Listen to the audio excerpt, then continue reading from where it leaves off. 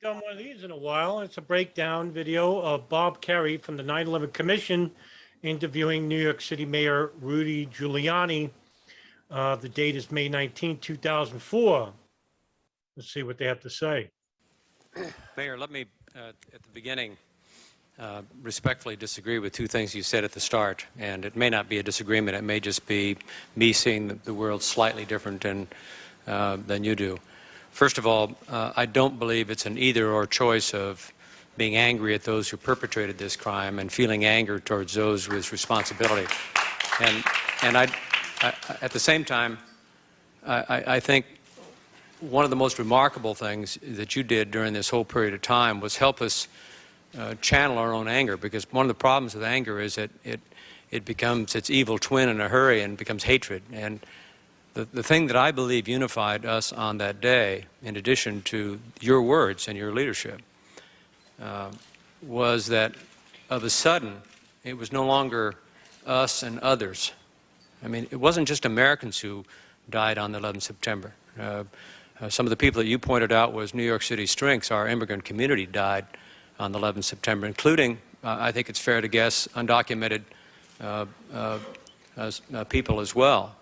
It wasn't just Christians and Jews. It was Christians, Jews, and Muslims, and dare I say it, probably people who didn't believe in God, who just came to work and were trying to do what people do when they do their job. And all of a sudden, and for the rest of my life, I'll never be able to see Port Authority, police, fire, New York City Police Department, or for that matter, police people and fire department and Port Authority people anywhere, and see them any differently than I do now, which is they're special people. And strangers became different.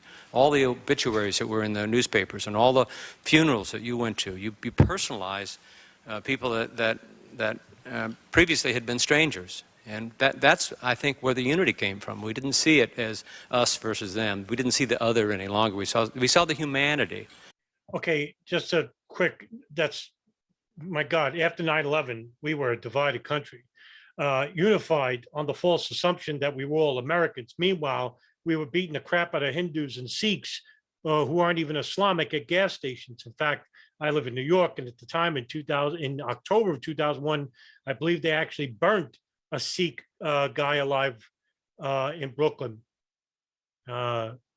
mistaking him for a Muslim. That's the ignorance, the general ignorance of certain Americans. This is not a general position.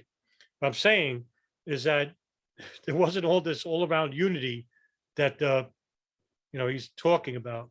We reflected and let our anger subside a bit to see the humanity in other people. It wasn't true at all. At the moment that we may even be disagreeing with them. And I do praise you highly, especially for going to all those funerals. That had to be a terrible pain to do that. But you allowed us to grieve, and through our grief, understand the full dimension of this loss, and to unify as a nation. And the word damn got dropped from our Yankees for a short period of time. Because the country did no longer see New York City as a strange and alien place. They saw it as a part of their country, as a part of their world, indeed, because it was all over the world that people were feeling the humanity and the loss of humanity in New York City. And by the way, that was short-lived. Sure, they felt sorry for us, but it didn't take long for them to basically call New Yorkers arrogant bunch of pricks and whatnot, which is it's just a different culture here, right? We're more fast-paced. Everything is instantaneous. Whereas if you live in New Mexico or Nevada, it's very laid back, very more sociable, but they're more insular, whereas New York is a lot more diverse.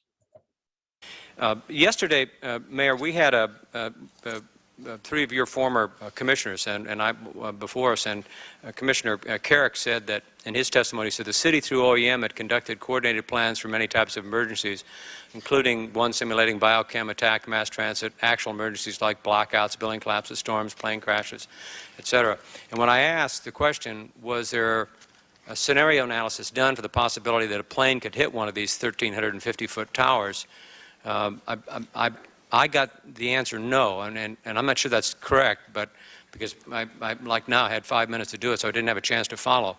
The best of your knowledge, was there scenario analysis done for the possibility that a plane taking off from one of the airports in this area could hit the World Trade Center accidentally? I don't recall one. Here's the problem with this: is that during the 1993, before 1993 World Trade Center bombing, I'm going to bring up this one example of how intelligence could be disseminated and still failed to be acted upon. Now, with 9/11, it was that intelligence wasn't even damn shared. But there was an individual named Rick Rescorla who actually worked at private security and Dean Witter Reynolds at the office of the World Trade Center when he moved to New Jersey in 1985. And after the Pan Am Flight 103 bombing in Lockerbie, Scotland, excuse me, after Lockerbie, Scotland, Rick Rescorla was actually worried about the World Trade Center being a target. Now, he served in Vietnam, and he served with a friend of his named Daniel Hill, who actually is a Muslim convert. And in 1990, this is 3 years prior to bombing, he asked Daniel Hill to come and assess the security apparatus in the World Trade Center at the time. And Rick Rescorla asked Daniel Hill if how would he attack the World Trade Center if he was a terrorist? And Daniel Hill looked at the building, the blueprints, and he said, all right, show me the basement levels. And when they walked down to the basement parking garages, Hill and Rescorla noticed that, there's no visible security. There's no strict checking of vehicles. Vehicles could just come in and out. And basically, Hill pointed to an easily accessible load-bearing column and said that this would be a very sensitive area, that he would drive a truck full with explosives, light it, and walk out. Now, he said that in 1990, okay? That year, Rescorla, along with Daniel Hill, wrote a report to the Port Authority, who owns the site, the World Trade Center, that they needed more security in the garage. He also wrote this to Dean Witter, hoping that Dean Witter, as a client, could actually influence the Port Authority. But their recommendations were turned down because it would be too expensive to implement. What happened? Well, February 1993, World Trade Center bombing. February 26th, 1993. So, okay, after the bombing, right? After the bombing, Rescorla again invited Daniel Hill and hired him as a security consultant to analyze the building security, because now they were like, all right, we got to implement stricter security at the bottom, right?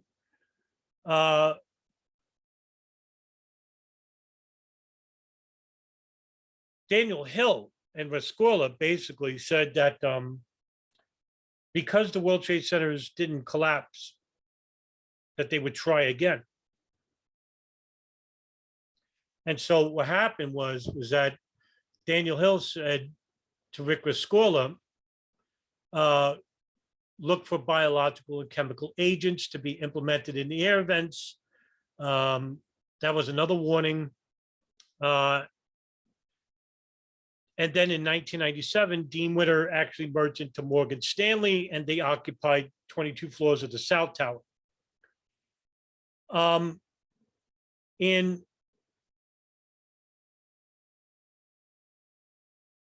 1996-7, Daniel Hill basically said that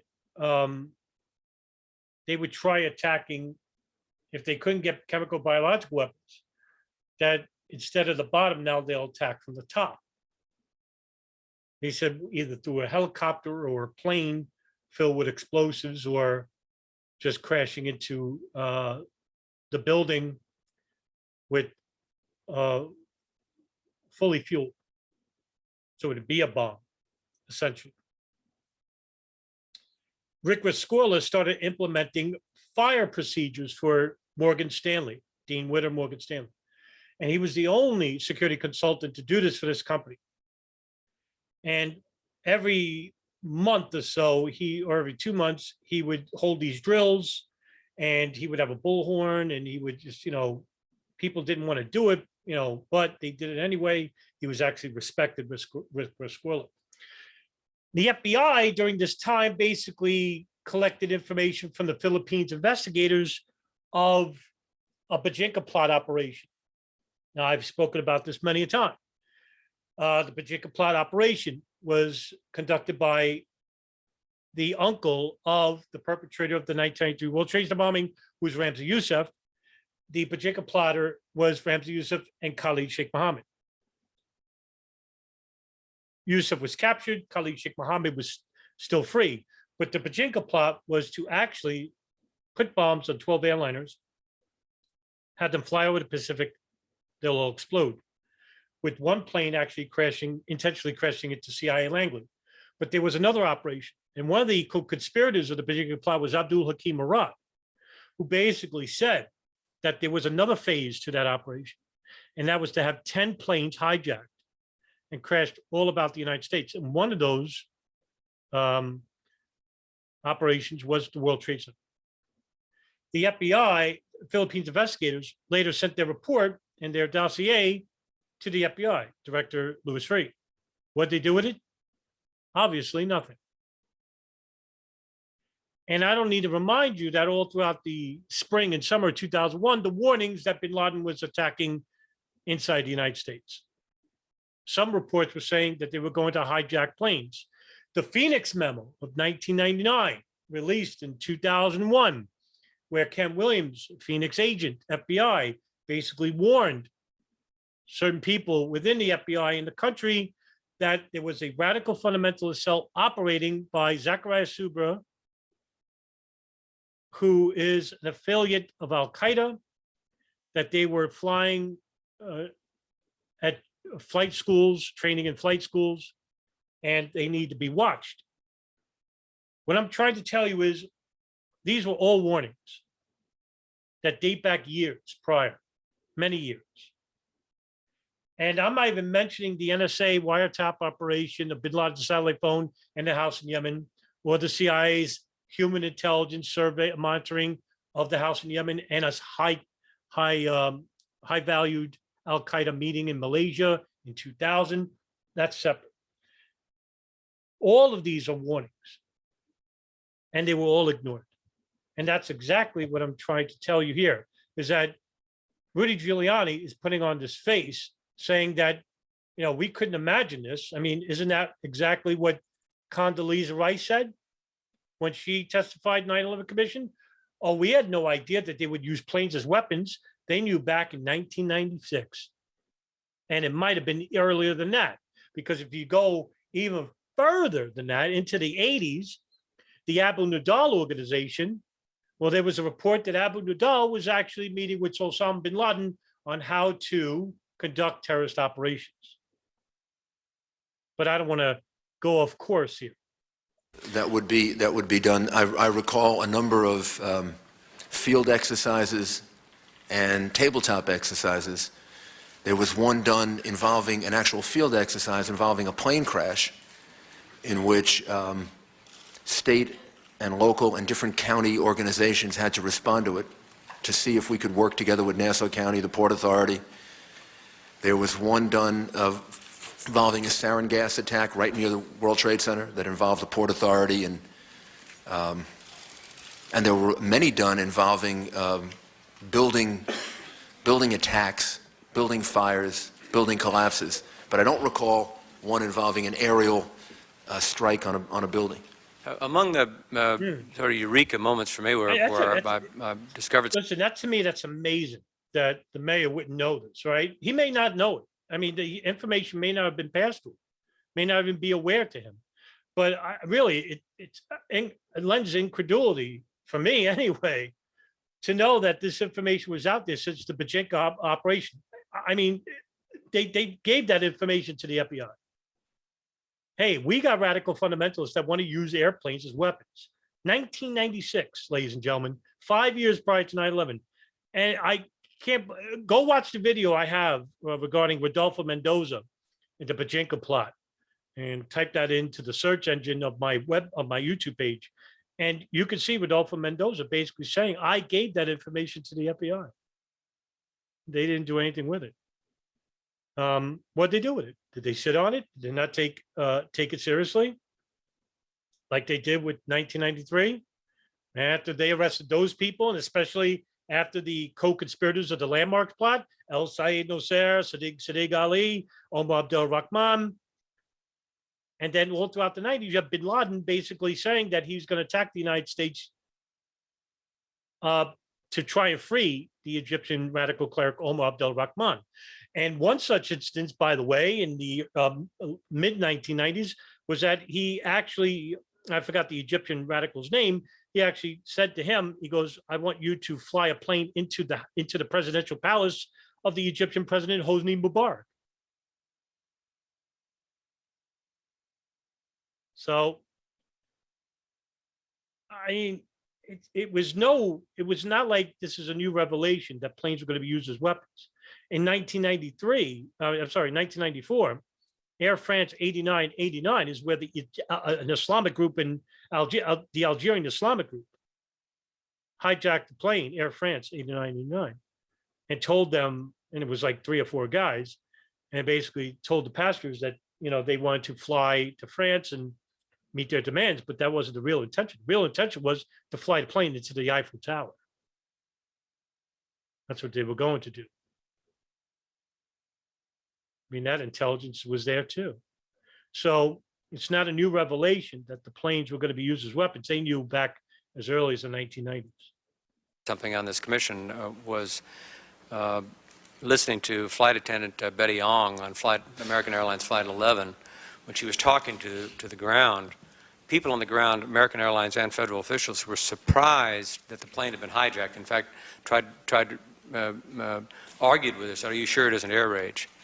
Don't you think the FAA should have told the Port Authority at some point during this whole entire period, I mean, take 98 through 2001, because our staff has concluded that at least the Counterterrorism Center at CIA should have done some scenario analysis about hijacking.